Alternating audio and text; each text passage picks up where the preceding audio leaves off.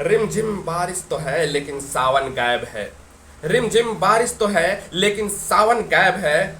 बच्चे तो है लेकिन बचपन गायब है। रिमझिम बारिश तो है लेकिन सावन गायब है।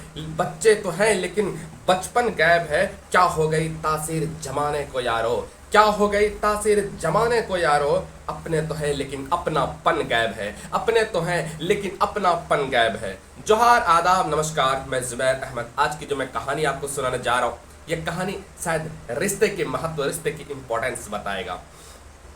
एक बार चार नौजवान लड़कों में जबरदस्त दोस्ती थी। बहुत अच्छी दोस्ती थी, बहुत अच्छी दोस्ती थी, बहुत अच्छी दोस्ती थी।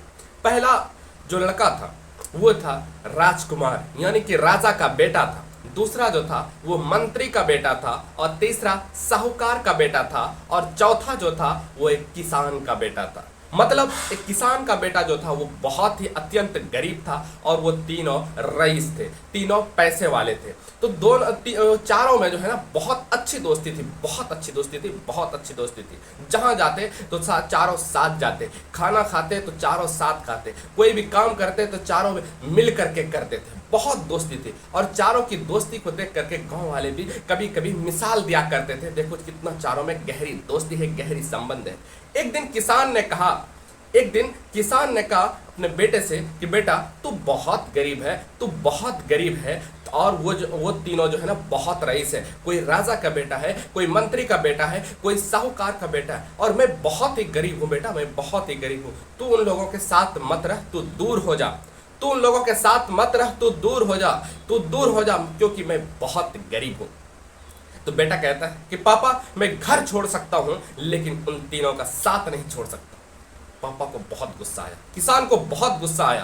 कहा कि तू घर छोड़ना चाहते, घर छोड़ने की तू बात करता है, तू निकल जा, तू निकल जा।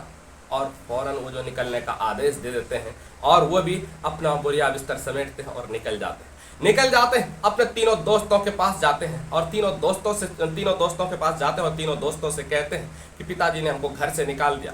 बताया क्यों, तो सारी बात बताई। कहा कि चलो जब आपको निकाल दिया घर से, तो हम तीनों घर में रह करके क्या करेंगे। हम तीनों भी घर से निकलते हैं। राजा भी अपने घर से निकल गया, मंत्री भी अपने घर से निकल गया, और फिर साहूकार का बेटा भी घर से निकल गया। उसके बाद जब चलते हैं वहां, चलते चलते चलते एक जगह बहुत ज्यादा भूख लगती, बहुत भूख लगती, परेशान हो गया, बहुत भूख लगती, परेशान हो गया, क्या खाएं क्या नहीं, परेशान हो गया।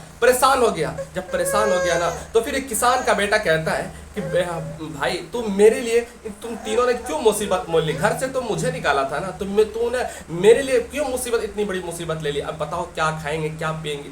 तो राजकुमार कहता है कि भाई ऐसा नहीं होगा कि एक दोस्त मेरा जंगल में इधर उधर भटकेगा, भूख से परेशान रहेगा, और हम जो है ना आराम ऐसो इशरत की जिंदगी काटेंगे। ऐसा नहीं होगा। मंत्री का बेटा बोला कि दोस्त सही कह रहा है, ऐसा बिल्कुल नहीं होगा। और साहूकार का बेटा कहता है कि दोस्त बिल्कुल सही कह रहा है, ऐसा बिल्कुल भी नहीं होगा। जो होगा चारों भूखे रहेंगे, तो चारों भूखे रहेंगे। उसके बाद भूख से जो है ना, जब कहीं खाना नहीं मिलता तो वो तीनों सो जाते हैं, ये भी सो जाता है। उसके बाद नींद खुलती है, और पुकारते हैं, ऐ गॉड, ईश्वर, अगर तू जहां कहीं पर है, अगर तू है तो मेरी फरियाद सुन, मेरी फरियाद सुन, मेरी पुकार सुन। उसके बाद फौरन प्रकट हो जाते हैं बूढ़े की शक्ल में, और कहते हैं बता तू मांग क्या मांगता है। तू अगर हीरे मांगेगा, सोना मांगेगा, क्या मांगता है, तू मांग क्या मांगता है। उसके बाद कहता है हमको कुछ नहीं, बस खाने का इंतजाम कर दीजिए। तो उसके बाद फिर कहता है एक जगह पर जाना, एक पेड़ के पास जाना, वहां पर 4 आम होंगे, और तो सबसे ज्यादा पका आम होगा, दूसरा उससे कम होगा, पका होगा, तीसरा उससे भी कम होगा, और चौथा जो है ना कच्चा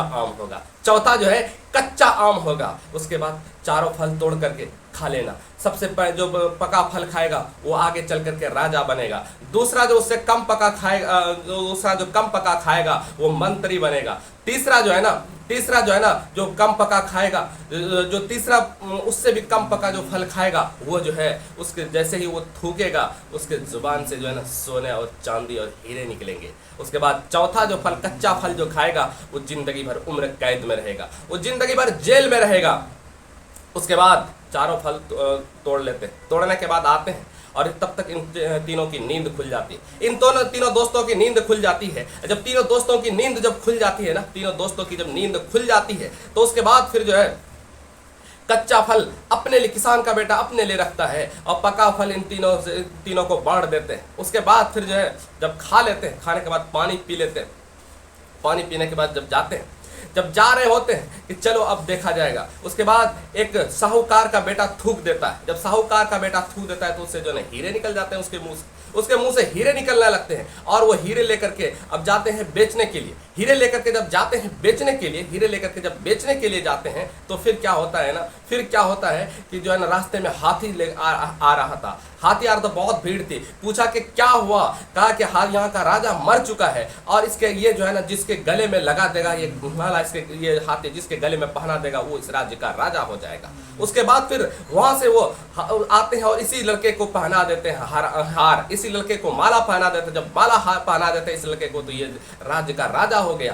कहा कि फिर एक मंत्री का चुनाव करना है, तो मंत्री के चुनाव की क्या प्रक्रिया होगी? कहा कि ढोल बाजे के साथ हाथी जो है ना, हाथी जो है जिसको माला पहना देगा वो मंत्री बन जाएगा। उसके बाद फिर मंत्री का बेटा जो है ना मंत्री बन गया, उसके भी ये राजा ये माला पहना दिया, मंत्री का बेटा मंत्री हो गया। उसके बाद जो है, उसके बाद एक ये हीरे का एक टुकड़ा बचा था। अब ये किसान का बेटा सोचा कि ये हीरे का टुकड़ा बचा है, अब जाकर के जाते हैं, जाकर के कुछ खाने पीने का सामान ले आएंगे। जब जैसे गए, वहां दुकानदार ने कहा कि जो है ना राजमहल के महल से जिन्होंने चोरी करी होगी ये हीरे, ये चोरी करी होगी। उसके बाद फिर पुलिस को फोन करते हैं, और पुलिस आती, जांच पड़ताल करते हैं। उसके बाद फिर पुलिस उसको जो है ना उम्र कैद दे देते हैं, जेल में दे देते हैं, हमेशा जिंदगी सलाखों के पीछे कटने लगती है।